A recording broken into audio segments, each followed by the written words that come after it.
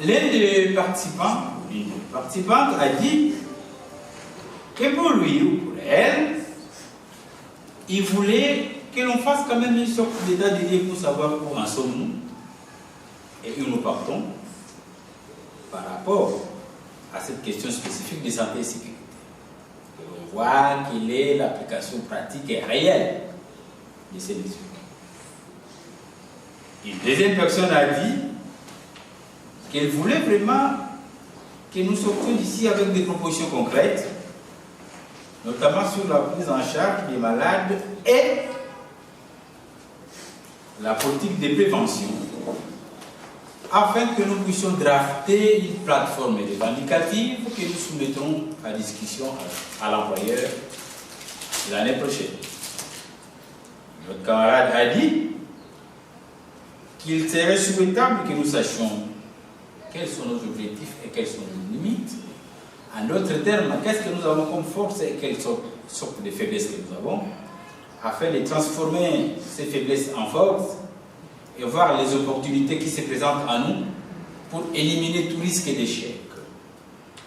Une autre camarade a dit qu'elle voulait que nous puissions avoir, au sortir de cet atelier, des outils nécessaires pour bien négocier une politique réelle en santé et en sécurité, mais en nous référant aux accords mondiaux déjà signés par Uni et Orange, voir comment les mettre en pratique et drafter un plan d'action qui pourrait également inclure la préoccupation des sous-traitants.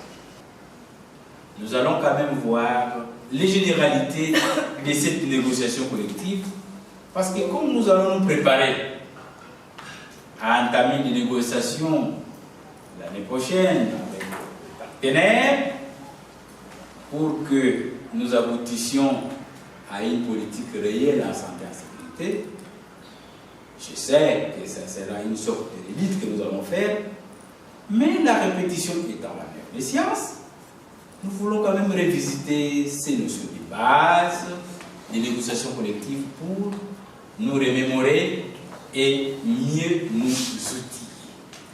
Lorsqu'on parle de la négociation collective, il s'agit tout simplement d'une discussion.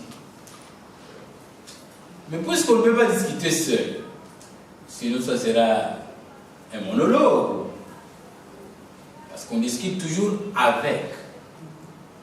Parce qu'on ne va pas discuter seul, même dans nos maisons, quand on veut discuter, c'est avec l'enfant, c'est avec le conjoint, c'est avec la conjointe, c'est avec l'ami, c'est avec la voisine, le voisin du quartier. Mais en termes de négociation collective pour nous, puisque nous sommes dans le milieu du travail, la première chose, c'est que ce n'est pas un truc individuel. Donc on ne va pas prendre la camarade Rose à elle seule, aller rencontrer la direction des ressources humaines et appeler ça négociation collective. Parce que c'est ça la nuance qu'il faut amener.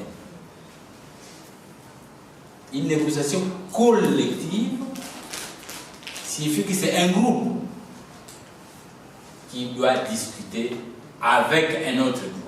Mais la particularité ici, c'est que les deux groupes que nous avons, ce que nous appelons communément les partenaires sociaux, nous avons l'employeur, mais qui lui peut être représenté par celui qu'il désigne, ou qu'elle désigne. Ça peut être un chef de département, mais généralement c'est le directeur des ressources humaines ou la directrice des ressources humaines. Ça c'est la première partie. La deuxième partie, ce sont les travailleurs. Mais ici, la particularité pour les travailleurs, c'est qu'ils ne vont pas seuls. Mais ceux-là, ils sont impérativement représentés par les organisations syndicales. Et disent que nous venons pour négocier collectivement. Même s'ils n'ont pas encore reçu le mandat des organisations syndicales. Parce qu'en réalité, et ça je vais anticiper, La Convention 98 de l'Organisation internationale du travail reconnaît la prérogative exclusive en termes de négociation aux syndicats.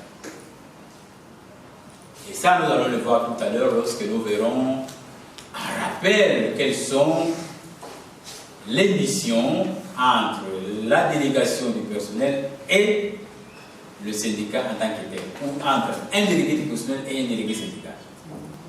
C'est qu'avant qu'on nous parle d'une négociation collective, il faut que les parties prenantes, c'est-à-dire ceux qui sont appelés à venir discuter, expriment cette volonté-là. Les deux. C'est pourquoi ici on parle d'une volonté commune.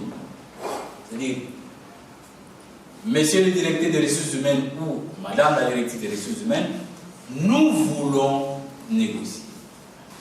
Et à son tour, il faut qu'elle vous dise, ou qu'il vous dise, je veux que nous puissions négocier. Donc il y a une volonté commune qui est exprimée. Sans cette volonté commune, la négociation n'aura jamais lieu. L'autre chose à retenir, c'est que lorsqu'on va en négociation, nous devons nous mettre en tête que les intérêts des uns et des autres sont complémentaires.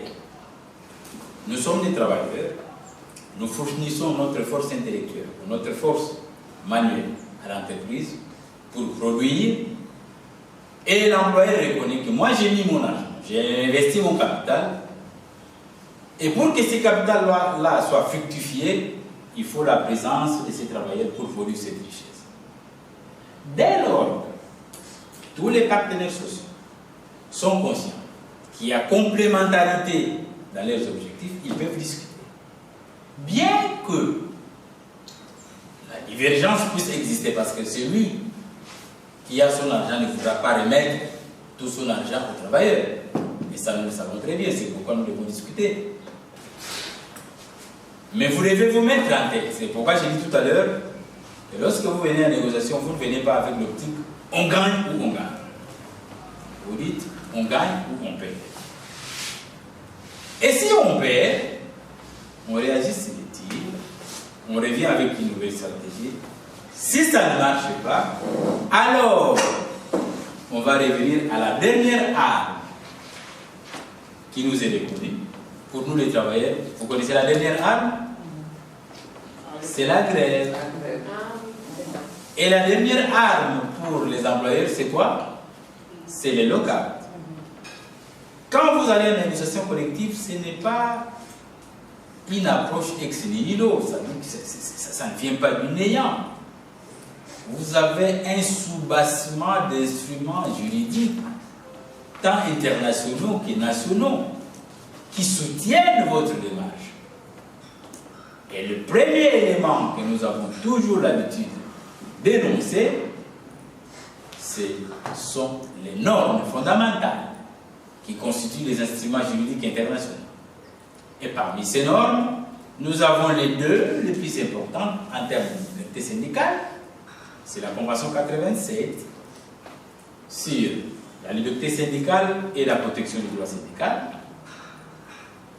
Et la Convention 98 de l'Organisation internationale du travail sur les droits d'organisation et de négociation collective que j'ai évoqué tout à l'heure, qui reconnaît la prérogative exclusive de négocier au syndicat. Ça, c'est sur le plan international. La première chose à vous mettre en tête quand vous allez négocier, c'est de savoir que votre constitution, c'est-à-dire la constitution du Sénégal, reconnaît déjà la liberté syndicale, le droit de s'affilier et de se désafilier de ce droit de ce choix.